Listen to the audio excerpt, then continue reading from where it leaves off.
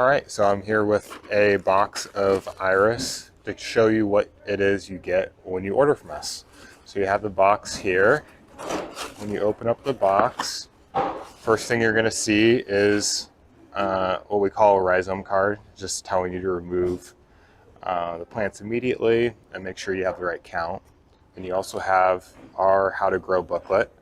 It has lots of good illustrations and instructions on the care and planting of your iris. Then you're going to see this product here. It's called Excelsior. It's a wood product. This is to make sure that the iris stay dry in transit. You don't want any sort of rot issues. So this keeps them padded and it keeps them dry. Then you can pull out the rhizome here. You're going to see our picture labels.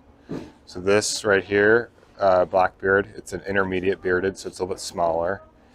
And then you have here another picture label. This is Haunted Heart, and this is a tall bearded, and you kind of see the difference in the rhizome size here. Tall bearded on this side and intermediate bearded right here. So that's what you get when you order from us.